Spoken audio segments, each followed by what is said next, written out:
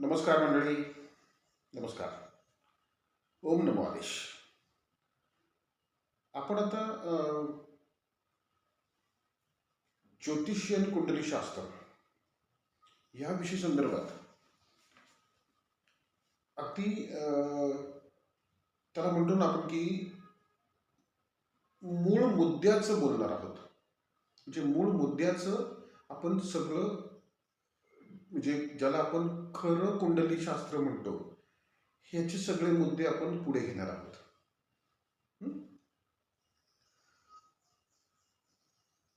खरं कुंडली शास्त्र म्हणजे नेमकं काय,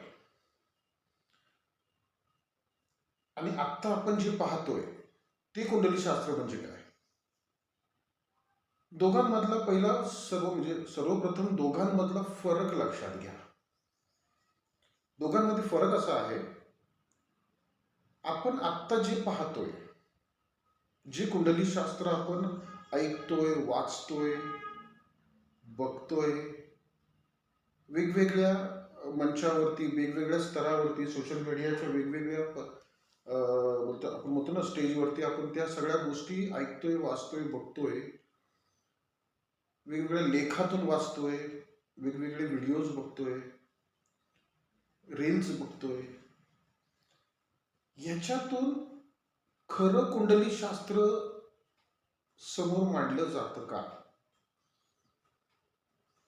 खरं कुंडली शास्त्र आणि आत्ता आपण जे आपल्या जे डोक्यात भरलेलं आहे ते कुंडली शास्त्र, यातला फरक असा आहे, खरं कुंडली शास्त्र हे वर्तमानानुसार जगायला दिशा मार्गदर्शन करणारे शास्त्र आहे. नावात काय, खरं वास्तवातील कुंडली शास्त्र. खऱ्या वास्तवातील कुंडली शास्त्र. तर खऱ्या वास्तवातील कुंडली शास्त्र म्हणजे काय, तर कुंडली शास्त्राचा जो बेसिक नियम आहे, अगदी प्राथमिक नियम आहे, ज्योतिषशास्त्र हे कुंडली सापेक्ष पाहतात. ज्योतिषशास्त्र कुंडली सापेक्ष पाहतात. मग त्या कुंडली सापेक्ष शास्त्र पाहताना आपण त्या ग्रह नक्षत्रांच्या ऊर्जांना, त्यांच्या परिणामाला आपण सरसकट सर्वांवरती लादलेला आहे. मुद्दा लक्षात येतोय ना? खरं कुंडली शास्त्र म्हणजे काय, तर प्रत्येकाची स्वतंत्र कुंडली ज्या ग्रहस्थितीला घेऊन आलेली आहे, किंवा जे जन्म नक्षत्र गोचर घेऊन आलेली आहे, त्यानुसारच त्या कुंडलीमध्ये आपल्याला डोकवायचं असतं, पाहायचं असतं. आणि त्याच स्वतंत्र कुंडलीच्या, म्हणजे कुंडली सापेक्ष ग्रहस्थितीला सध्याची वर्तमान ग्रहस्थिती कशी जुळून येते, किंवा कशी त्याच्या म्हणजे त्याला विरोधात जाते, हे पाहणं हे खऱ्या कुंडली शास्त्रामध्ये येतं. आतापर्यंत आपण काय बघत आलोय, तर म्हणजे आतापर्यंत जे कुंडली शास्त्र आपल्यासमोर मांडल्या गेले ना, ते अगदी म्हणजे स्पष्टपणे बोलायचं म्हटलं तर ते कुंडली शास्त्र खऱ्या कुंडली शास्त्राच्या आधारावरती मांडलंच गेलं नाही. आतापर्यंत जे आपण कुंडली शास्त्र किंवा त्याची मांडणी पाहतोय, किंवा त्याचं माहिती पाहतोय, लेख वाचतोय, ते सगळं कर्मकांडाच्या चष्म्यातून तुम्हाला दाखवलं गेलं. कर्मकांडाच्या चष्म्यातून. मुळात कुंडली शास्त्रामध्ये शुभ अशुभता हा प्रकारच नाहीये. पुन्हा सांगतो, मुळात खऱ्या कुंडली शास्त्रामध्ये शुभ अशुभता हा कायमस्वरूपी असलेला प्रकार नाहीये. शुभ अशुभता आहे, तीच बघण्यासाठी आपण त्या कुंडली शास्त्राला सामोरे जातो. पण तीच शुभ अशुभता ही कायमस्वरूपी नसते. याचं सरळ सबळ कारण असं आहे की ज्योतिषशास्त्र हेच मुळात परिवर्तनशील आहे, सतत बदलणार आहे. मग जर सतत बदलणार आहे तर तुमचे कुठले ग्रह कायमस्वरूपी तुम्हाला शुभच फलित देतील किंवा कायमस्वरूपी अशुभच फलित देणार आहेत का? नाही ना. साधा म्हणजे साधं लक्षात घेण्यासारखं साधी गोष्ट आहे ना ही. पण हीच गोष्ट कर्मकांडात त्यांच्या व्यावसायिक सुबत्तेसाठी किंवा व्यावसायिक संधीसाठी त्यांनी ही गोष्ट लागू केली कायमस्वरूपी. आणि अडचणीची गोष्ट अशी होती की सुरुवातीच्या काळामध्ये ज्योतिषशास्त्र, पंचांग वगैरे हे ह्या कांडामध्ये व्यवसाय करणाऱ्यांच्याच हातामध्ये होते. त्याचं एवढं बाहेर म्हणजे सामान्य समाजामध्ये त्याची एवढी म्हणजे वाच्यता नव्हती.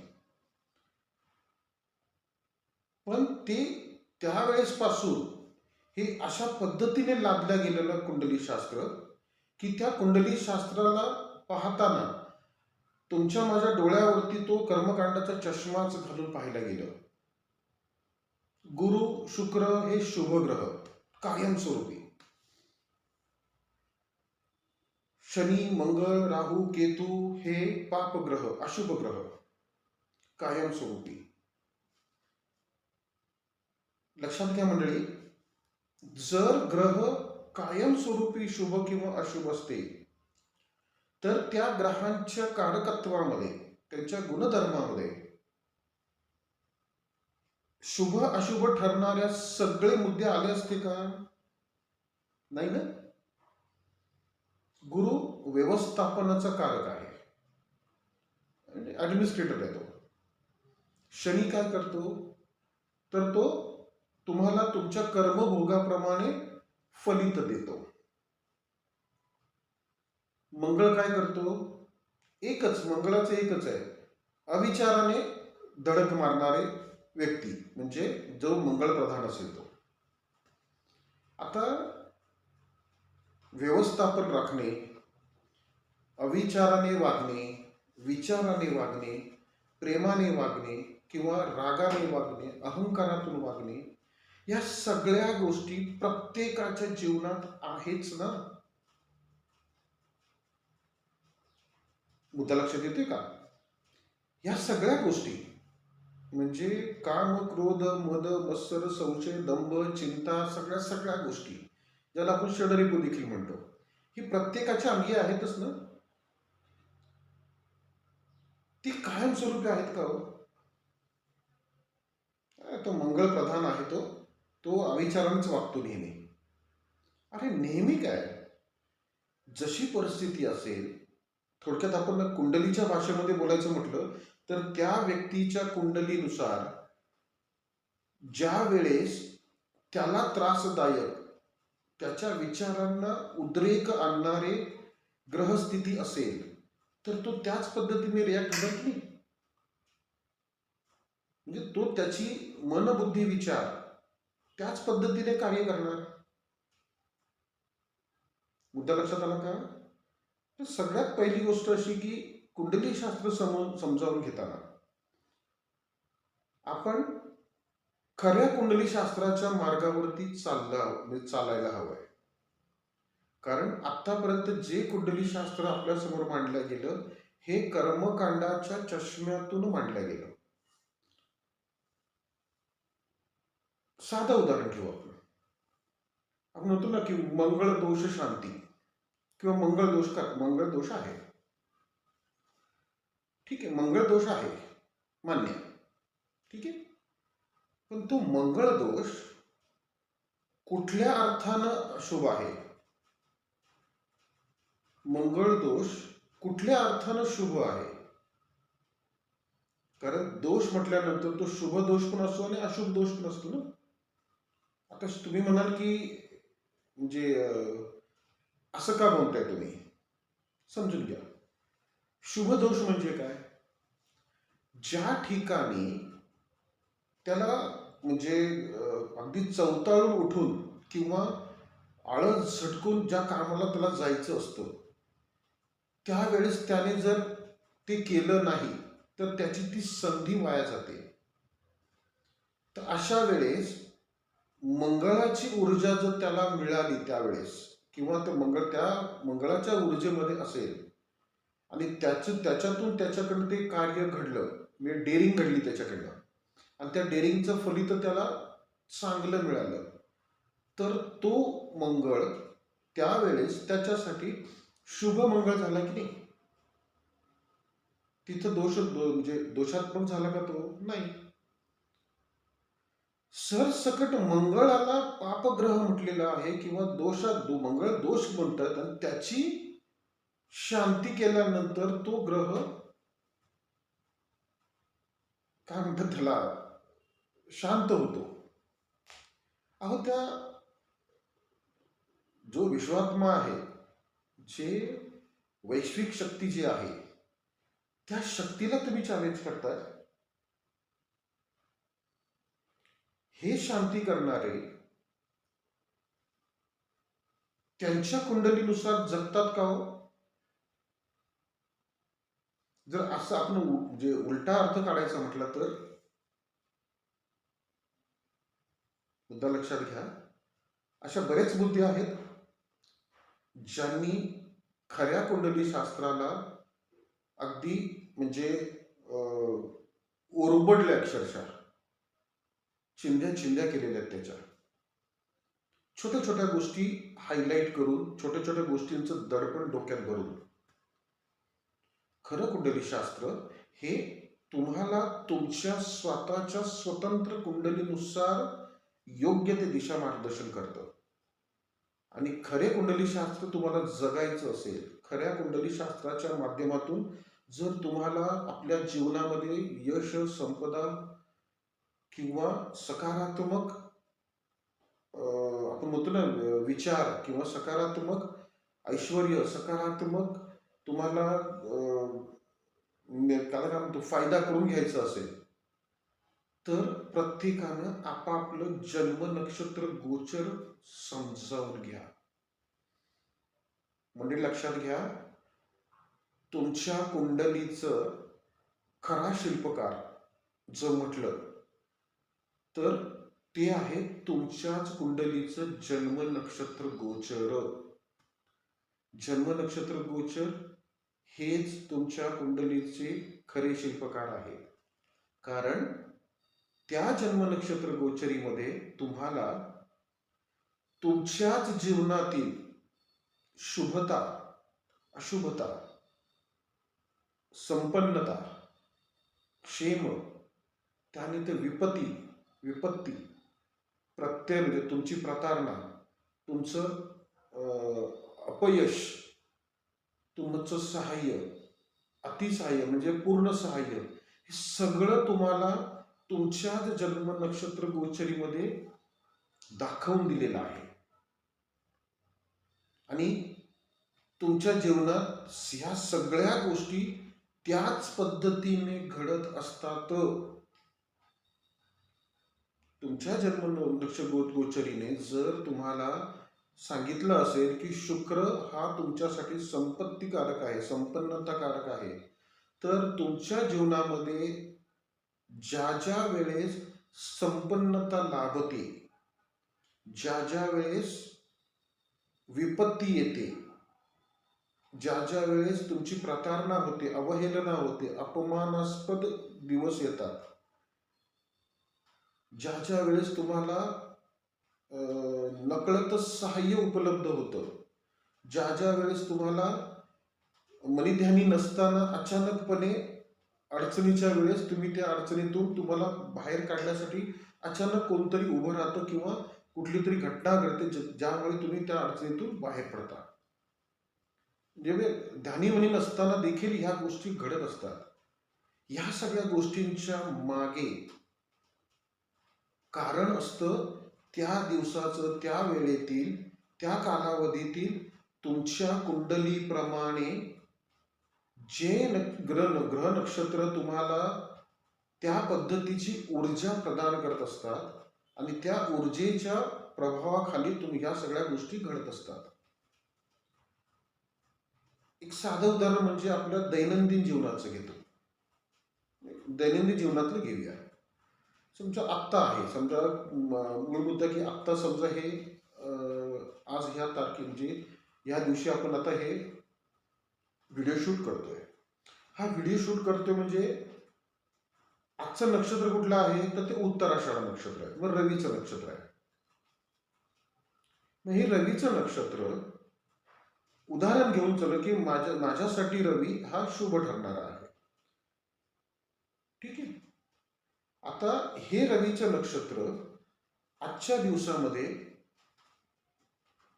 जी ऊर्जा मला चंद्राच्या गोचरीतून लाभते, दैनंदिन दिवसाची ऊर्जा आपण चंद्राच्या ऊर्जेतून पाहतो की नाही, तर आज चंद्र उत्तराषाढा या रवीच्या नक्षत्रामध्ये आहे. त्या म्हणजे एकत्रित आलेले चंद्र आणि रवीचं उत्तराषाढ नक्षत्र ह्यांच्या संयोगातून जी एनर्जी डेव्हलप झाली, जी ऊर्जा निर्माण झाली, तीच ऊर्जा माझ्या शरीर, आत्मा, मन, बुद्धी, विचारावरती प्रभाव टाकत असेल की नाही. आणि त्याच अनुषंगाने माझ्याकडनं, माझ्या विचारातून, माझ्या निर्णयातून किंवा माझ्या दैनंदिन कृतीमधून, कर्मातून त्याच पद्धतीने त्याच ऊर्जेला साजेशीच घटना प्रसंग किंवा घटना घडणार आहेत किंवा माझ्याकडनं तसं कार्य साध्य होणार आहे, साधलं जाणार आहे. आज माझ्यासाठी ते शुभ आहे, उद्याचं नक्षत्र जर अशुभ असेल तर हीच आपली मूळ शरीर, आत्मा, मन, बुद्धी, विचारांची जी बैठक आहे, त्या बैठकीला मजबूत करण्याचं किंवा त्याला थोडंसं बाधित करण्याचं काम त्या दिवसाचं नक्षत्र करत असतं किंवा त्या नक्षत्राच्या माध्यमातून मिळणाऱ्या ऊर्जेचा प्रभाव असतो तो. त्याच वेळेस कुंडलीमधले इतर ग्रह देखील मला आत्ता ह्या वेळेस त्याचा प्रभाव दाखवतात की नाही. गुरु समजा माझ्या कुंडलीला असं धरून चाला की माझी कुंडली मेष लग्नाची आहे आणि मेष लग्नामध्ये गुरु सध्या कुठे आहे तर तो कर्केला आहे. म्हणजे जर मेष लग्नाची कुंडली असेल तर गुरु कुठे आला, त्या कुंडलीच्या चतुर्थात आला, सुखस्थानात आला. सुखस्थान म्हणजे दशमाचं सप्तम स्थान. मुद्दा लक्षात येतोय ना. सहज सोपं आहे. तर माझ्या कुंडलीप्रमाणे चतुर्थ स्थानातले जे विषय आहेत ते विषय प्रामुख्याने कोण ऑपरेट करते, कोण हाताळतंय, चतुर्थ स्थानातले विषय. तर ते सध्याच्या गोचरीचा गुरु हाताळतो आहे. त्याच्या हाताळण्याचं जे स्वरूप आहे ते कसं असेल तर सध्याचा गुरु हा त्या स्वतःच्याच पुनर्वसू नक्षत्रातला आहे आणि त्याचं जे चरण आहे, ज्या नक्षत्रातून चाललाय गुरु त्याच्या चौथ्या चरणातून चाललाय आणि ते चौथं चरण मंडळी चंद्राचं आहे. म्हणजे त्या चरणाचा स्वामी कोण आहे तर चंद्र आहे आणि गुरु कर्कीला आहे म्हणजे चंद्राच्याच राशीला आहे की नाही. मग गुरुची चंद्राची ऊर्जा माझ्यासाठी कशी ठरतीये हे सांगणार कोण आहे तुम्हाला तर आपलंच जन्म नक्षत्र गोचर सांगते की गुरुची ऊर्जा तुला क्षेमकारी आहे, संपन्नताकारी आहे, प्रतारणाकारक आहे, वधकारक आहे. चंद्राची ऊर्जा कशी आहे तर साधक आहे, मित्र आहे. त्यानुसारच त्या एनर्जी तुम्हाला तुमच्यावरती तो प्रभाव टाकत असतात आणि त्या प्रभावामुळे तुमचं चालणं, वागणं, बोलणं, तुमचे विचार करणं, तुमचे विचार म्हणजे प्रस्तुत करणं, सगळी कार्य त्याच एनर्जीच्या प्रभावातून घडत असतात. सहज सोपं आहे ना. आणि हे खरं ज्योतिषशास्त्र आहे, हे खरं कुंडली शास्त्र आहे. गुरु शुभ आहे आणि तो कर्केला आहे, उच्चीला आहे म्हटल्यानंतर आता तुमच्या घरात असं होईल, तुमच्या बाबतीत तसं होईल, ह्या होईल, त्या होईल, ही बडबड म्हणजे, किंवा गुरु चतुर्थात असल्यावर अमुक अमुक फलित देतो, किंवा गुरु कर्क राशीला असल्यानंतर तमुक तमुक फलित देतो, ही सगळी बाष्पळ बडबड आहे. नुसतं पाट्या टाकायची काम आहे ती म्हणजे. कारण गुरु किंवा चंद्राचे गुणधर्म किंवा त्यांची कारकत्व जर लक्षात घेतली तर आपल्याला त्या दोघांच्या कारकत्वामध्ये शुभ आणि अशुभ दोन्ही विषय येतात की नाही. मग त्या शुभ आणि अशुभ दोन्ही विषयामधले यांची कारकत्व त्या जन्म नक्षत्र गोचरीप्रमाणे कशी ठरणार आहेत त्यांना, हे त्याची त्याची कुंडली सांगू शकते की नाही, म्हणजे त्या कुंडलीतलं जन्म नक्षत्र गोचर सांगू शकते की नाही. आणि विशेष म्हणजे तशीच फलित, तशीच जाणीव त्या व्यक्तीला होत असतात. मुद्दा लक्षात येतोय ना. ह्या मुद्द्याचा विचार करा आणि अगदी जाणीवपूर्वक खरं कुंडली शास्त्र म्हणजे वास्तवातलं कुंडली शास्त्र काय आहे हे प्रत्येकानं जाणून घेण्याचा प्रयत्न करा. आणि ही जाणीव तुम्हाला तुमचं जन्म नक्षत्र गोचर देत असते. येतं लक्षात. त्यामुळे ह्या जे कर्मकांडाच्या चष्म्यातून जे ज्योतिषशास्त्र तुम्हाला सांगितलं जातं त्या थोडंसं सावध राहा. आणि त्याच्यात म्हणजे त्या सगळ्या वाक्यतेला किंवा त्या लिखाणाला, त्या सांगितलेल्या सगळ्या गोष्टींकडे थोडंसं डोळसपणे पहा. थोडीशी सदविवेक बुद्धी जागृत ठेवून पहा. आणि वास्तव काय आहे आणि काय बरळलं त्यांनी याची जरा तुलनात्मक विचार करा. आलं लक्षात. तर थांबूया इथे, कारण माझ्या मते 20-22 मिनिटाचा व्हिडिओ झालाय आणि तो व्हिडिओ आपण आता जे थांबूया इथे. तर असेच मुद्दे घेऊन आता आपण शक्य झालं तर रोज यायचा प्रयत्न करूया व्हिडिओवर. व्हिडिओचा विषय आवडला असेल तुम्हाला, ही जी काही मांडणी करतोय ती जर आवडली असेल, समजली असेल, पटत असेल तर बिनधास्तपणे कॉन्टॅक्ट करा आणि या व्हिडिओला लाईक करा, आपल्या या चॅनलला सबस्क्राईब करा आणि जास्तीत जास्त लोकांपर्यंत हा, जास्तीत जास्त ग्रुपमध्ये ग्रुप हा व्हिडिओ किंवा असे आमचे व्हिडिओ शेअर करा, जेणेकरून खरं वास्तवातील कुंडली शास्त्र हे प्रत्येकापर्यंत पोहोचेल. आपण एक ग्रहांविषयी घेऊन आपण समोर येऊया. तोपर्यंत पुन्हा एकदा भेटू. तोपर्यंत नमस्कार. ओम नमो आदेश. नमस्कार मंडळी, नमस्कार. ओम नमो आदेश. आपण आता ज्योतिष्य आणि कुंडली शास्त्र या विषय संदर्भात अगदी त्याला म्हणतो ना आपण की मूळ मुद्द्याचं बोलणार आहोत. म्हणजे मूळ मुद्द्याचं आपण सगळं, म्हणजे ज्याला आपण खरं कुंडली शास्त्र म्हणतो, ह्याचे सगळे मुद्दे आपण पुढे घेणार आहोत.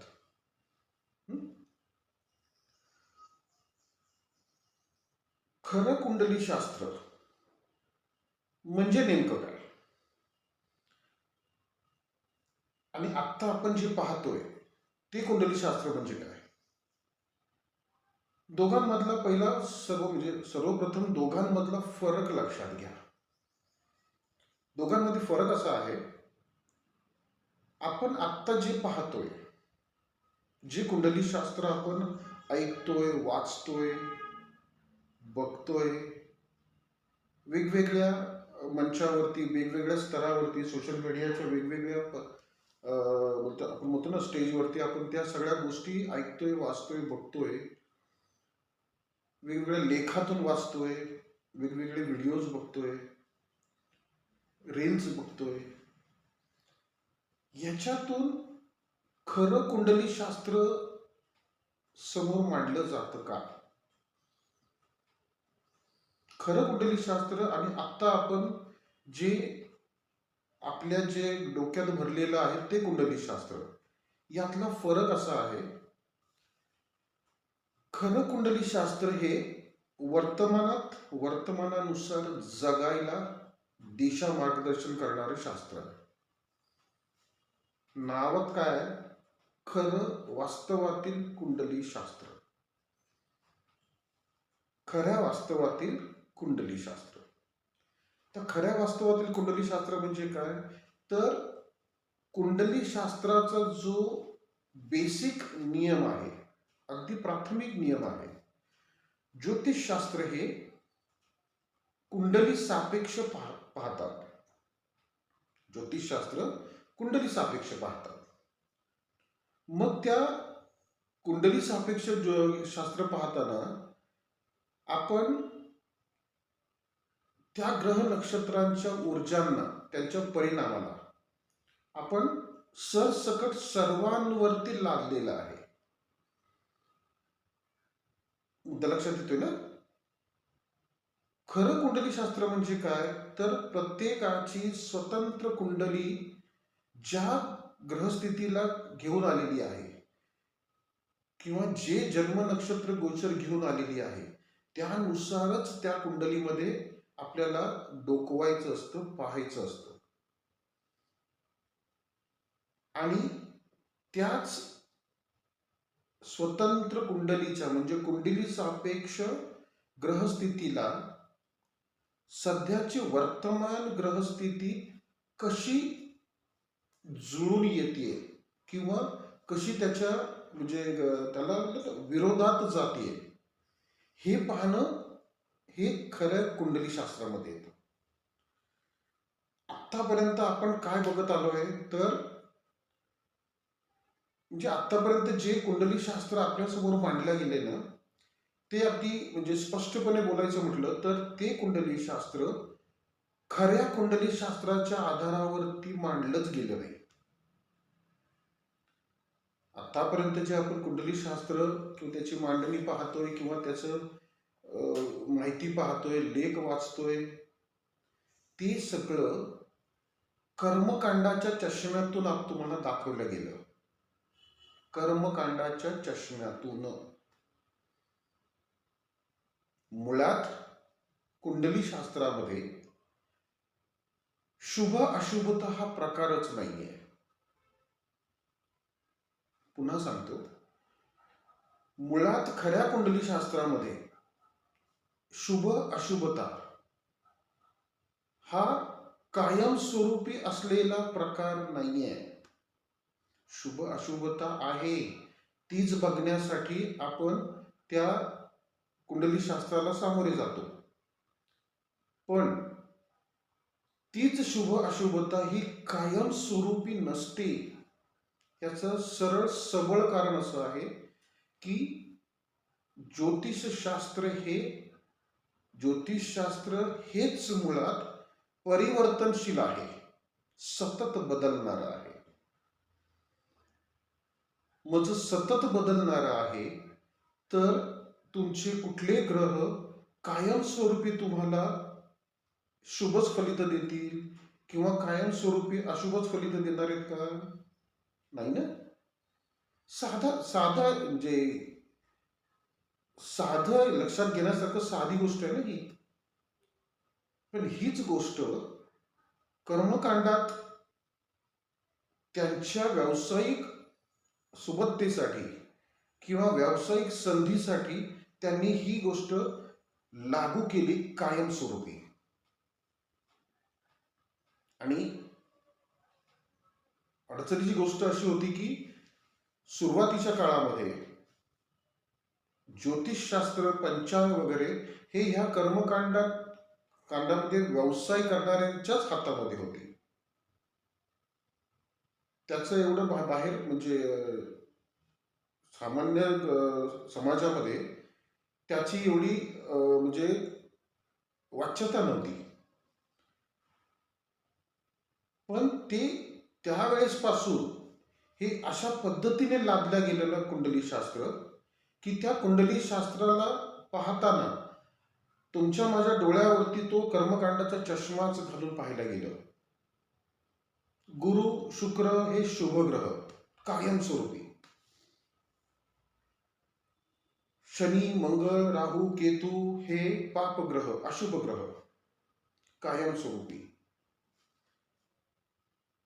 लक्षात घ्या मंडळी, जर ग्रह कायमस्वरूपी शुभ किंवा अशुभ असते तर त्या ग्रहांच्या कारकत्वामध्ये, त्यांच्या गुणधर्मामध्ये शुभ अशुभ ठरणाऱ्या सगळे मुद्दे आले असते का? नाही ना. गुरु व्यवस्थापनाचा कारक आहे, ऍडमिनिस्ट्रेटर आहे तो. शनी काय करतो तर तो तुम्हाला तुमच्या कर्मभोगाप्रमाणे फलित देतो. मंगळ काय करतो?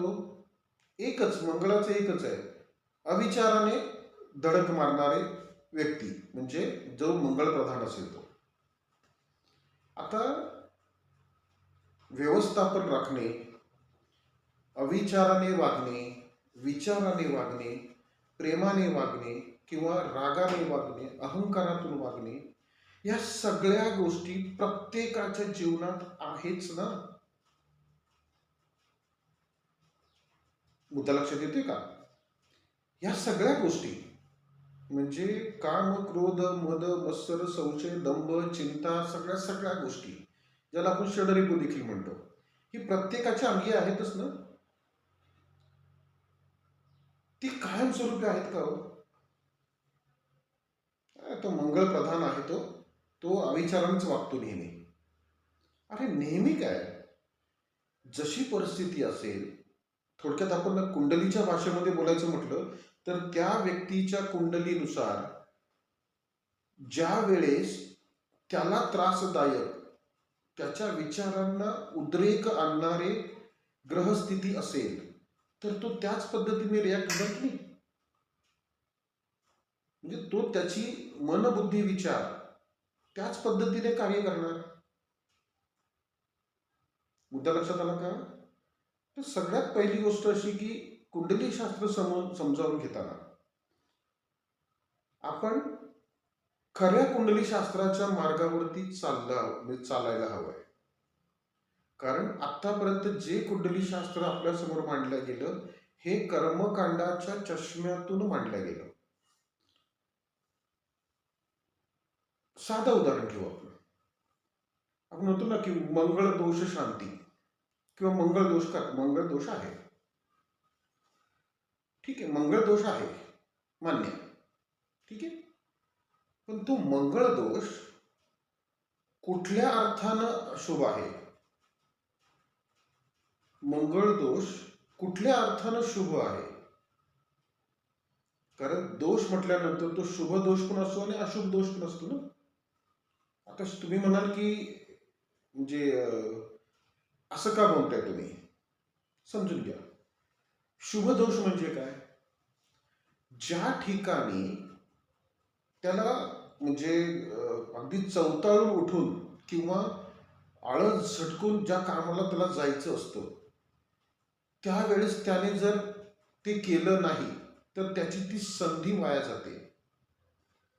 तर अशा वेळेस मंगळाची ऊर्जा जर त्याला मिळाली त्यावेळेस किंवा त्या मंगळाच्या ऊर्जेमध्ये असेल आणि त्याच्यातून त्याच्याकडे ते कार्य घडलं, म्हणजे डेअरिंग घडली त्याच्याकडनं आणि त्या डेअरिंगचं फलित त्याला चांगलं मिळालं, तर तो मंगळ त्यावेळेस त्याच्यासाठी शुभ मंगळ झाला की नाही. तिथं म्हणजे दोषात्मक झाला का तो? नाही. सरसकट मंगळाला पापग्रह म्हटलेला आहे किंवा मंगळ दोष म्हणतात आणि त्याची शांती केल्यानंतर तो ग्रह काय म्हणतात त्याला शांत होतो. अहो त्या जो विश्वात्मा आहे, जे वैश्विक शक्ती जी आहे त्या शक्तीला तुम्ही चॅलेंज करताय. हे शांती करणारे त्यांच्या कुंडलीनुसार जगतात का हो? जर असं आपण जे उलटा अर्थ काढायचा म्हटला तर मुद्दा लक्षात घ्या. अशा बऱ्याच बुद्धी आहेत ज्यांनी खऱ्या कुंडली शास्त्राला अगदी म्हणजे ओरबडले, अक्षरशः चिंध्या चिंध्या केलेल्या आहेत त्याच्या.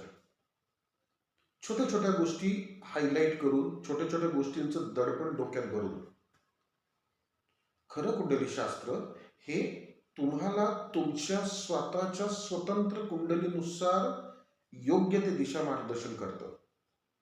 आणि खरे कुंडली शास्त्र तुम्हाला जगायचं असेल, खऱ्या कुंडली शास्त्राच्या माध्यमातून जर तुम्हाला आपल्या जीवनामध्ये यश, संपदा किंवा सकारात्मक आपण म्हणतो ना विचार किंवा सकारात्मक ऐश्वर्य, सकारात्मक तुम्हाला काय म्हणतो फायदा करून घ्यायचा असेल, तर प्रत्येकानं आपापलं जन्म नक्षत्र गोचर समजावून घ्या. म्हणजे लक्षात घ्या, तुमच्या कुंडलीचं खरा शिल्पकार जर म्हटलं तर ते आहे तुमच्याच कुंडलीचं जन्म नक्षत्र गोचर. जन्म नक्षत्र गोचर हेच तुमच्या कुंडलीचे खरे शिल्पकार आहे. कारण त्या जन्म नक्षत्र गोचरीमध्ये तुम्हाला तुमच्याच जीवनातील शुभता, अशुभता, संपन्नता, क्षेम, त्यानंतर विपत्ती, प्रत्यय म्हणजे तुमची प्रतारणा, तुमचं अपयश, तुमचं सहाय्य, अतिसहाय्य म्हणजे पूर्ण सहाय्य, हे सगळं तुम्हाला तुमच्याच जन्म नक्षत्र गोचरीमध्ये दाखवून दिलेलं आहे. आणि तुमच्या जीवनात ह्या सगळ्या गोष्टी त्याच पद्धतीने घडत असतात. तुमच्या जन्म नक्षत्र गोचरीने जर तुम्हाला सांगितलं असेल की शुक्र हा तुमच्यासाठी संपत्तीकारक आहे, संपन्नताकारक आहे, तर तुमच्या जीवनामध्ये ज्या ज्या वेळेस संपन्नता लाभते, ज्या ज्या वेळेस विपत्ती येते, ज्या ज्या वेळेस तुमची प्रतारणा होते, अवहेलना होते, अपमानास्पद दिवस येतात,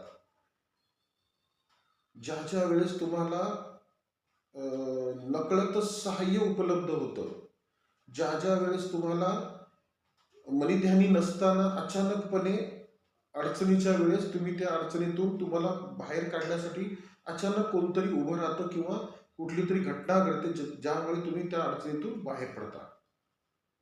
म्हणजे ध्यानीमनी नसताना देखील ह्या गोष्टी घडत असतात. ह्या सगळ्या गोष्टींच्या मागे कारण असतं त्या दिवसाचं, त्या वेळेतील, त्या कालावधीतील तुमच्या कुंडलीप्रमाणे जे ग्रह नक्षत्र तुम्हाला त्या पद्धतीची ऊर्जा प्रदान करत असतात आणि त्या ऊर्जेच्या प्रभावाखाली तुम्ही ह्या सगळ्या गोष्टी घडत असतात. एक साधं उदाहरण म्हणजे आपल्या दैनंदिन जीवनाचं घेतो. दैनंदिन जीवनातलं घेऊया. समजा आत्ता आहे, समजा मूळ मुद्दा की आत्ता समजा हे आज ह्या तारखे म्हणजे ह्या दिवशी आपण आता हे व्हिडिओ शूट करतोय. हा व्हिडिओ शूट करतोय म्हणजे आजचं नक्षत्र कुठलं आहे तर ते उत्तराषाढ नक्षत्र आहे, मग रवीचं नक्षत्र आहे. मग हे रवीचं नक्षत्र उदाहरण घेऊन चल की माझ्यासाठी रवी हा शुभ ठरणारा आहे. ठीक आहे. आता हे रवीचं नक्षत्र आजच्या दिवसामध्ये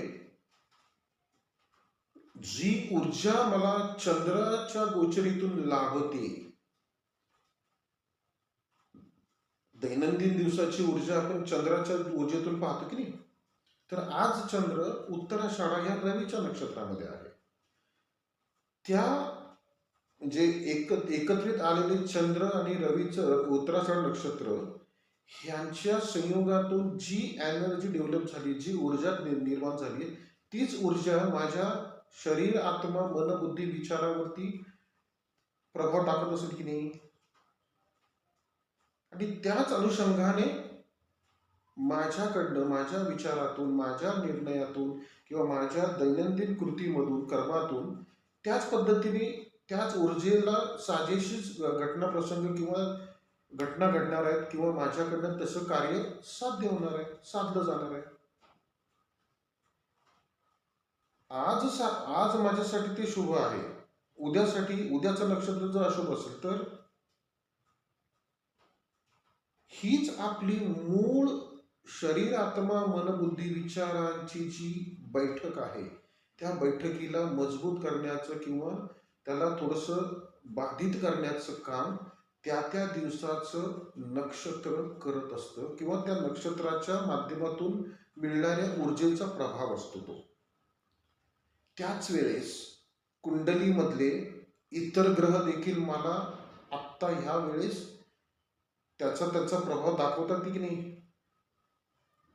गुरु समजा माझ्या कुंडलीला असं धरून चाला की माझी कुंडली मेष लग्नाची आहे आणि मेष लग्नामध्ये गुरु सध्या कुठे आहे तर तो कर्केला आहे. म्हणजे जर मेष लग्नाची कुंडली असेल तर गुरु कुठे आला, त्या कुंडलीच्या चतुर्थात आला, सुखस्थानात आला. सुखस्थान म्हणजे दशमाचं सप्तम स्थान. मुद्दा लक्षात येतोय ना. सहज सोपं आहे. तर माझ्या कुंडलीप्रमाणे चतुर्थ स्थानातले जे विषय आहेत ते विषय प्रामुख्याने कोण ऑपरेट करते, कोण हाताळतंय, चतुर्थ स्थानातले विषय. तर ते सध्याच्या गोचरीचा गुरु हाताळतो आहे. त्याच्या हाताळण्याचं जे स्वरूप आहे ते कसं असेल तर सध्याचा गुरु हा त्या स्वतःच्याच पुनर्वसू नक्षत्रातला आहे आणि त्याचं जे चरण आहे, ज्या नक्षत्रातून चाललाय गुरु त्याच्या चौथ्या चरणातून चाललाय आणि ते चौथं चरण मंडळी चंद्राचं आहे. म्हणजे त्या चरणाचा स्वामी कोण आहे तर चंद्र आहे आणि गुरु कर्कीला आहे म्हणजे चंद्राच्याच राशीला आहे की नाही. मग गुरुची, चंद्राची ऊर्जा माझ्यासाठी कशी ठरतीये हे सांगणार कोण आहे तुम्हाला तर आपलंच जन्म नक्षत्र गोचर सांगते की गुरुची ऊर्जा तुला क्षेमकारी आहे, संपन्नताकारी आहे, प्रतारणाकारक आहे, वधकारक आहे. चंद्राची ऊर्जा कशी आहे तर साधक आहे, मित्र आहे. त्यानुसारच त्या एनर्जी तुम्हाला तुमच्यावरती तो प्रभाव टाकत असतात आणि त्या प्रभावामुळे तुमचं चालणं, वागणं, बोलणं, तुमचे विचार करणं, तुमचे विचार म्हणजे प्रस्तुत करणं, सगळी कार्य त्याच एनर्जीच्या प्रभावातून घडत असतात. सहज सोपं आहे ना. आणि हे खरं ज्योतिषशास्त्र आहे, हे खरं कुंडली शास्त्र आहे. गुरु शुभ आहे आणि तो कर्केला आहे, उच्चीला आहे म्हटल्यानंतर आता तुमच्या घरात असं होईल, तुमच्या बाबतीत तसं होईल, ह्या होईल, त्या होईल, ही बडबड म्हणजे किंवा गुरु चतुर्थात असल्यावर अमुक अमुक फलित देतो किंवा गुरु कर्क राशीला असल्यानंतर तमुक तमुक फलित देतो, ही सगळी बाष्पळ बडबड आहे. नुसतं पाट्या टाकायची काम आहे ती. म्हणजे कारण गुरु किंवा चंद्राचे गुणधर्म किंवा त्यांची कारकत्व जर लक्षात घेतली तर आपल्याला त्या दोघांच्या कारकत्वामध्ये शुभ आणि अशुभ दोन्ही विषय येतात की नाही.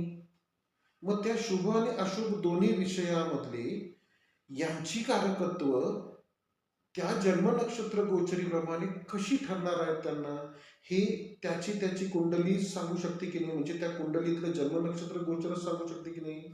आणि विशेष म्हणजे तशीच फलित, तशीच जाणीवा त्या व्यक्तीला होत असतात. मुद्दा लक्षात येतोय ना. ह्या मुद्द्याचा विचार करा आणि अगदी जाणीवपूर्वक खरं कुंडलीशास्त्र म्हणजे वास्तवातलं कुंडलीशास्त्र काय आहे हे प्रत्येकानं जाणून घेण्याचा प्रयत्न करा. आणि ही जाणीव तुम्हाला तुमचं जन्म नक्षत्र गोचर देत असते. येतं लक्षात? त्यामुळे ह्या जे कर्मकांडाच्या चष्म्यातून जे ज्योतिषशास्त्र तुम्हाला सांगितलं जातं, त्या थोडंसं सावध राहा. आणि त्याच्यात म्हणजे त्या सगळ्या वाक्यतेला किंवा त्या लिखाणाला, त्या सांगितलेल्या सगळ्या गोष्टींकडे थोडंसं डोळसपणे पहा. थोडीशी सद्विवेक बुद्धी जागृत ठेवून पहा. आणि वास्तव काय आहे आणि काय बरळलं त्यांनी याची जरा तुलनात्मक विचार करा. आलं लक्षात? तर थांबूया इथे, कारण माझ्या मते 20-22 मिनिटाचा व्हिडिओ झालाय आणि तो व्हिडिओ आपण आता जे थांबूया इथे. तर अशाच बुद्धी घेऊन आता आपण शक्य झालं तर रोज यायचा प्रयत्न करूया व्हिडिओवर.